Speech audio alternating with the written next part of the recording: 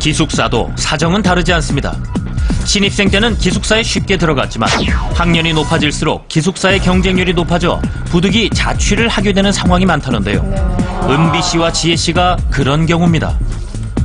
3년 내내 기숙사 쓰다가 요번에 떨어져서 워낙 경쟁률이 치열하니까. 왜냐면 돈이 그렇게 N분이 되니까 아무래도 비용 측면이 되게 많이 걸렸던 것 같아요. 반반 내니까.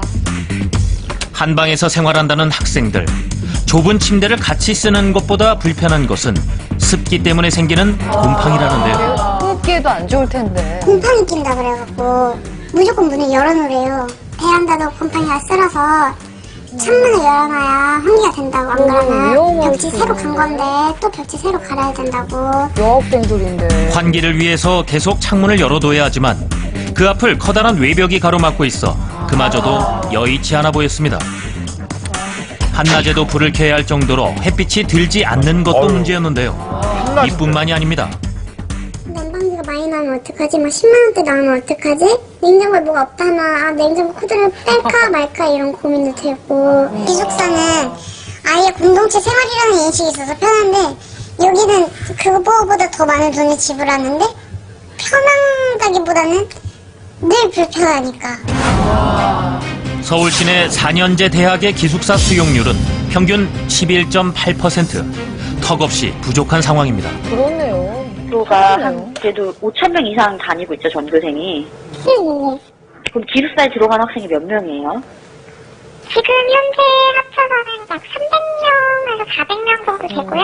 대학생 기준으로 10분의 하면 1도 안 되는 학부수만 한 거잖아요. 7,000명 정도 되지 않을까. 그래서 만약에 2,500명을 수용한다 그러면 학년별로 비중을 틀리게 해갖고 아, 그럼 7,000명 중에서 기숙사 수용하는 건 2,500명 정도예요?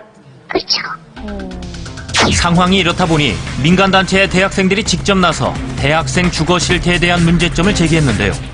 일단 기본적으로 기숙사 수용률이 좀 늘어나야겠죠. 그러니까 학교에 들어온다라고 하면 기본적으로 기숙사에 들어간다라는 이제 가정을 하는데 유학생의 경우에는 근데 기숙사 수용률 같은 경우에가 이제 서울시의 그 대학 알림이 기준표로 봤을 때 수용률이 11%에 남짓입니다. 그렇기 때문에 기본적으로 밖으로 나가지 않고 학교 안에서 공부도 하고 그리고 기숙사에서도 자면서 학교와 그리고 그 주거권 문제를 같이 해결하면서 공부에 전념할 수 있게 해주는 게 가장 지금 필요하고 시급하고 현실적인 방안인 것 같습니다. 한편에선 학교 기숙사가 아닌 한 집에서 여러 명이 함께 거주하는 일명 하우스메이트가 성행하고 있습니다. 네. 아, 방을 같이 쓰는 게 아니라 아예 집을. 방이시고 여기가 집주인이랑 친구 사이는 아니지만 지내시고 모르는 사람이지만 한 집에 사는 거예요. 방을 하나씩 나눠 쓰는 거네요. 그렇죠.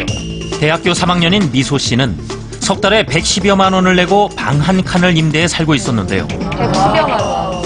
이 집에 사는 사람들은 모두 4명. 직장인들 틈에 대학생은 미소 씨뿐이었습니다. 무엇보다 보증금이 없어서 이 집을 선택했다는데요.